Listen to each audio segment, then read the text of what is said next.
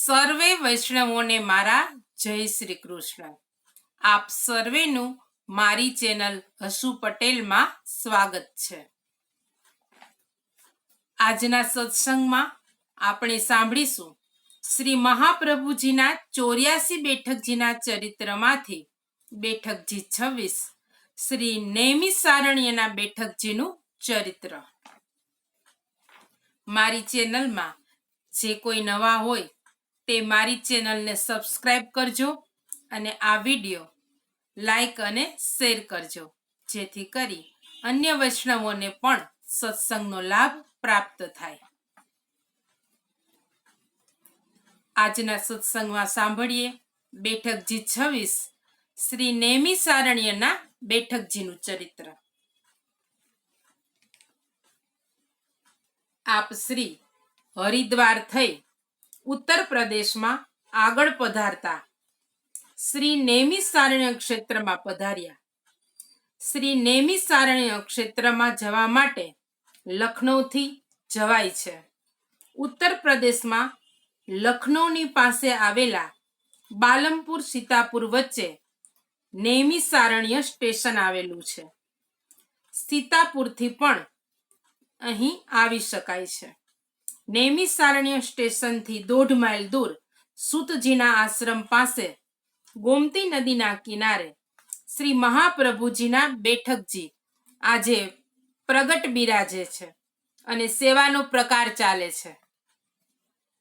અહીં છોકરના વૃક્ષ નીચે બિરાજીને આપ શ્રીએ 7 દિવસ સુધી શ્રીમદ ભાગવતનું પારાયણ કર્યું. પછી આપ શ્રી એક દિવસ જપ પાઠ કરી જ્યાં 88,000 શૌનકાદિ ઋષિઓ યજ્ઞ કરતા હતા ત્યાં પધાર્યા. ત્યારે બધા બ્રાહ્મણોએ આપ શ્રીનું આદરપૂર્વક સન્માન કરી આસન પર પધરાવી આપ શ્રીનું પૂજન કર્યું. સૌ બ્રાહ્મણોની વિનંતીથી આપ શ્રીએ શ્રીમદ ભાગવતના એક શ્લોકનું વ્યાખ્યાન 3 પ્રહર સુધી સંભળાવ્યું. પછી આપ શ્રી પાછા પધાર્યા. આ બાજુએ આપ શ્રીને નહીં જોઈને વૈષ્ણવો મૂર્છિત થઈ જમીન ઉપર પડ્યા હતા. તેમના પર પોતાના કમંડલનું જળ છાંટી આપ શ્રીએ તેમને સાવધાન કર્યા.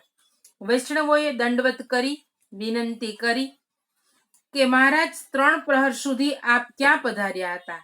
આપના વિના અમને બહુ જ કષ્ટ થતું હતું. ત્યારે આપ શ્રીએ યજ્ઞમાં પધાર્યાનો પ્રસંગ કહ્યો. પછી આપ શ્રી ત્યાંથી આગળ અયોધ્યા તરફ પધાર્યા.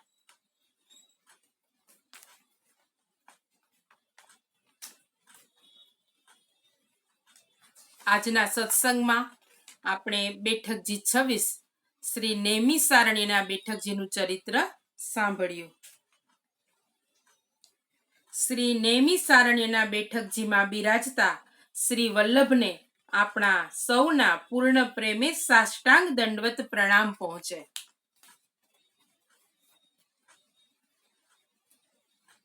વલ્લભાધીશ કી જય.